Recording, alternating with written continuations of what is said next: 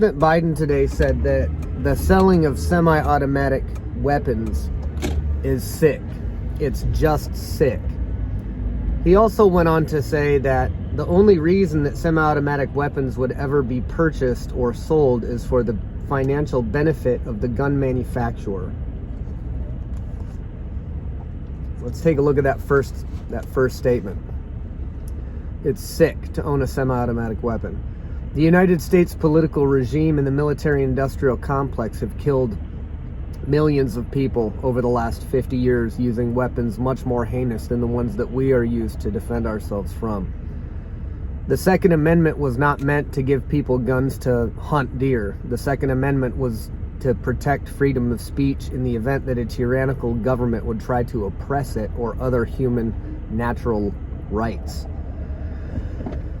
So it's interesting that we were given the Second Amendment to protect ourselves from the tyranny of corrupt elitists, and now we're being told that not only are we not allowed to legally have the same weapons that the modern day elitist or empire builders are using, but we are being told that we are sick for buying weapons that don't have the capabilities of our oppressors and of the oppressors of many other people across the world over the course of, like I said, the last 50 years, starting with the nuclear bombing of Nagasaki and Hiroshima. So it's just sick that we want to protect ourselves with semi-automatic rifles. It's just sick to know that the criminal element that would use semi-automatic weapons with or without legality, we should now underarm ourselves in self-defense of that criminal element. It's one of the most divisive statements that you can possibly make to a person that's never owned, operated, or been around firearms, and a person who has had firearms be a part of their lives since the beginning. Most people watching this video would make the assumption that I've had firearms in my house, in the part of my culture, for my entire life. And they might even further assume that even if I was more trained and more apt to have a firearm, that other people shouldn't have firearms. We didn't have firearms in my house, and I didn't have firearms until I was 21 years old. I was born in a liberal house where there wasn't a firearm to be found, and you wouldn't find a firearm in our house the entire time that I was growing up. In fact, I was terrified of firearms, and I was part of a utopian ideology that said, why do we even need firearms? Can't we just make it different so that, we don't need guns anymore, and all guns do is hurt each other and kill each other? And then I further educated myself on history, and I realized the truth about disarmament throughout the ages. And then I bought my first firearms, and I'm 42 now. I've had firearms for half of my life, and I haven't killed anybody. I don't want to kill anybody, but I do realize and have seen proof of criminal elements that will shoot you in the back of the head without a moment's notice. It happens every single day. People don't see it. It's not put right in their face, so they think it can't happen where they're at, but I know it can. I know it can happen anytime. Working in martial arts industry, talking to people in law enforcement, I know more now than ever that there are people in the world that would just assume kill you and take $50 than let you live. And knowing what kind of criminal element exists in the world and is going to exist in the world and is not going to pay attention to gun legislation, it is absolutely a human right to be able to defend ourselves. And that right to self-defense, to the protection of natural law and liberty, is one that requires a Second Amendment. There are already laws that define punishment for murder. There are already laws that define punishment for attempted murder. We should be focusing on that kind of criminal element and controlling that kind of criminal element, and not trying to isolate down the tools that criminal element will use. It's been proven time and time again. If you remove firearms or one method of killing, and there is still a mental illness epidemic that would drive people to kill, they will find a way to do it. They'll do it with edged weapons, they'll do it with explosives, they'll do it with rented trucks.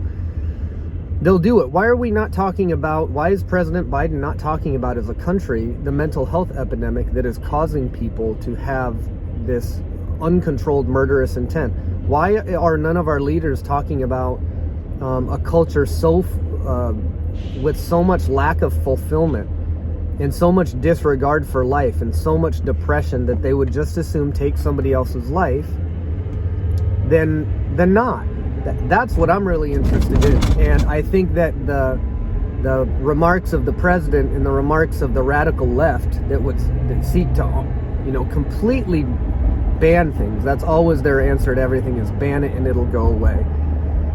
Completely disregarding logic, completely disregarding reason and logic and the truth that if you banned guns overnight, if you somehow had a genie in a bottle and that genie said, okay, I'm actually going to make all firearms disappear overnight, in the metal shops of Americans and garages and in companies all across America overnight, black market weapons would be forged and sold on a black market that's even more dangerous than a legal market, to individuals that have no regard for the law, in a market that law-abiding citizens would be less likely to go onto. That would more heavily arm criminals. And this is something that the left doesn't want to talk about. The radical left of our modern time, of 2022, seems to want to put Band-Aid solutions on incredibly complex human problems. And for a party that says that they are a progressive party, for a party that says they are a party of the people, there's not much thought about the unintended consequences of their policies that actually goes into writing this legislation or spitting this rhetoric.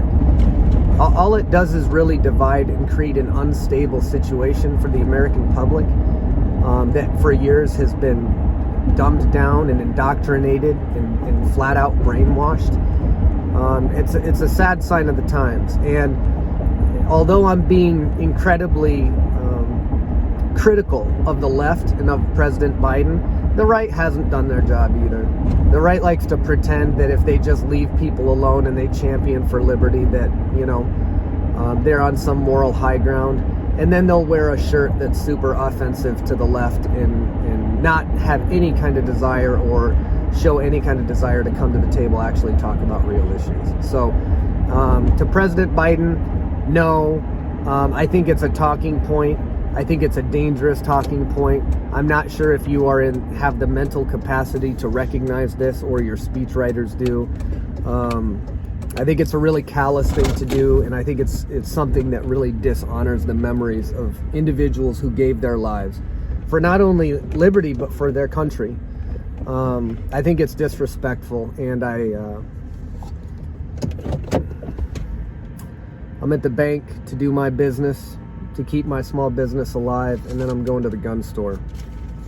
And I probably would have went anyway, but considering what our president thinks about our ability to defend ourselves, maybe a good time to walk in and visit our friendly gun store establishment.